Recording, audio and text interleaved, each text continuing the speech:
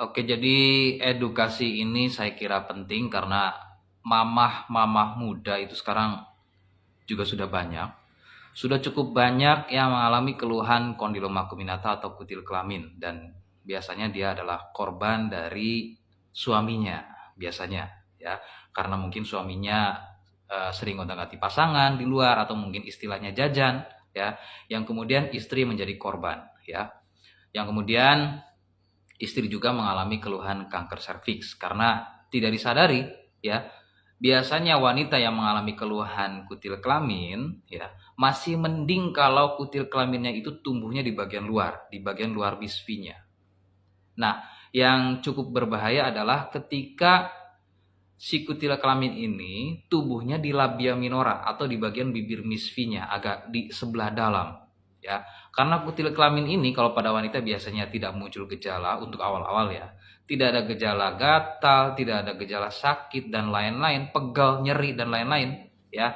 Hingga membiarkan keluhan tersebut dalam jangka lama, menahun, ya, yang kemudian tahu-tahu kanker serviks.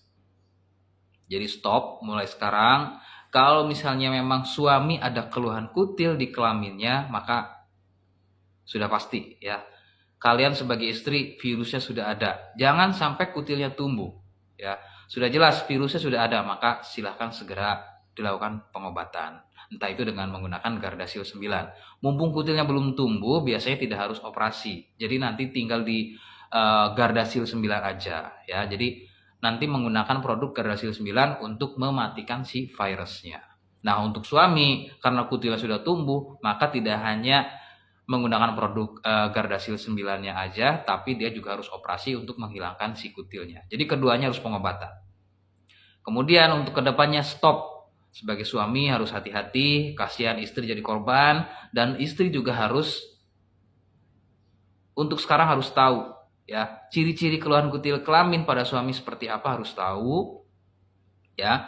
Jadi biar atau untuk mencegah keluhan yang lebih berbahaya yaitu kanker serviks. Jadi kalau misalnya sekarang sudah ada ciri-cirinya keluhan kutil kelamin, maka segera dilakukan pengobatan. Atau mungkin yang sudah sekarang gejala kanker serviksnya sudah ada, misalnya keputihan berlebih, menggumpal, warna kuning kehijauan, berbau menyengat, dan timbul pendarahan juga, maka silakan minimal bisa datang ke puskesmas untuk tes IVA.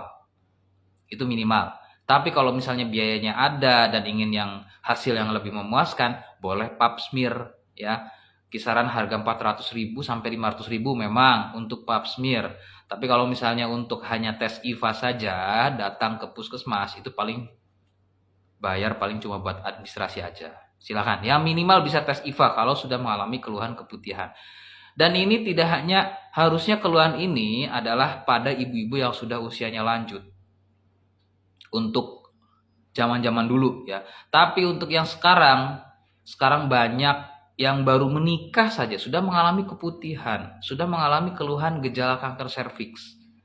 Yang tentunya kanker serviks ini pembunuh nomor 2 selain kanker payudara untuk wanita. Jadi harus hati-hati, ya. Nah, datanya udah banyak. Di puskesmas itu sekarang udah banyak mamah-mamah muda mengalami keluhan keputihan, mengalami keluhan kutil kelamin, ya. Dia dalam kondisi hamil padahal masih baru lulusan SMP, kondisinya hamil dan mengalami keluhan kutil kelamin. Ya, bagaimana lagi ketika mamah muda atau ibu muda ini hamil, kemudian dia mengalami kutil di bagian kelaminnya, biasanya tidak boleh melahirkan secara normal.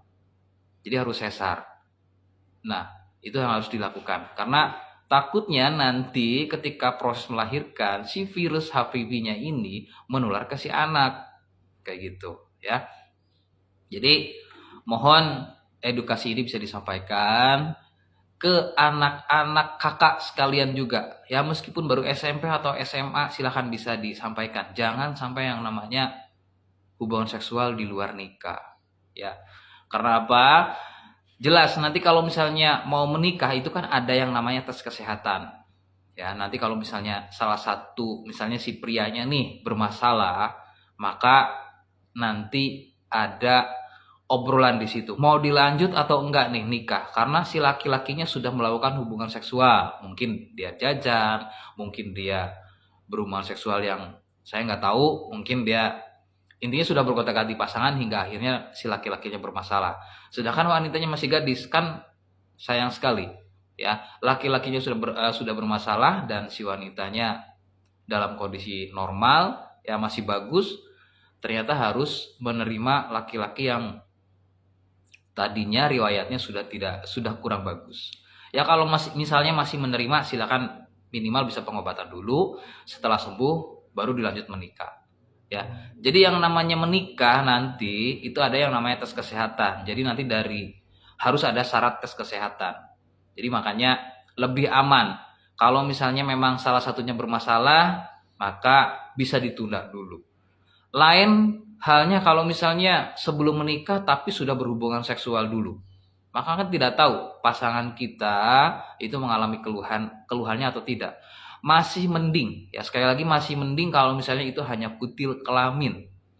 Masih mending kalau misalnya itu masih sipilis, gonor, raja singa, herpes simplex atau herpes genital. Itu masih bisa dilakukan pengobatan. Masih bisa sembuh. Nah, yang bahaya adalah HIV. Maka naudzubillah min dzalik, jangan sampai yang namanya HIV itu terjadi. Ya. Nah, memang dari saya ada untuk HIV, tapi juga tidak bisa menggantikan ARV. Tetap harus rekomendasi utama tetap ARV untuk yang punya keluhan HIV. Jadi ada 7 botol produk untuk yang punya keluhan HIV dan rekomendasi tetap ARV. Kalau misalnya memang di sana mudah untuk mendapatkan ARV, silahkan bisa rutin untuk terapi ARV-nya. Nah, kalau misalnya mengalami kutil kelamin, mengalami kanker serviks, silahkan dari saya juga ada untuk keluhan kanker serviks, ya. Dan tetap rekomendasi utama tetap ke medis, walau bagaimanapun, ya. Untuk kutil kelamin juga ada sama. Jadi kalau misalnya untuk kutil kelamin, sipilis, raja singa, gonor, herpes simplex, itu di saya ada untuk produknya dan masih bisa ya disembuhkan. Untuk yang sulit adalah HIV. Produk saya juga tidak ada jaminan kalau untuk HIV. Saya pisahkan untuk HIV. Itu sedikit informasi dari saya ya, semoga informasi-informasi ini bisa membantu ya. Silakan yang ingin konsultasi boleh ya dengan saya. Kalau misalnya memang sudah terlanjur mengalami keluhan tersebut, bagaimana cara mengatasi keluhan tersebut? Rekomendasi utama tetap ke medis. Ya, kalau misalnya memang biayanya ada, silakan ke medis. Adapun opsi lainnya, misalnya mau konsultasi dengan saya dan ingin produknya, silakan bisa komentar. Ya, nanti saya balas VT bagaimana untuk etalase keranjang kuningnya untuk produk yang ingin kakak mau. Ya, silakan. Nah, kemudian boleh DM, boleh klik profil saya di sini. Di situ ada kontak saya, silakan bisa kontak saya ataupun silakan bisa follow akun saya. Nama akun saya adalah Admin Denatur Indonesia. Itu adalah akun utama saya dan saya live rutin di TikToknya. Nama TikToknya adalah Admin Denatur Indonesia di jam 8 malam sampai dengan jam 10 malam. Ya, terima kasih. Assalamualaikum warahmatullahi wabarakatuh.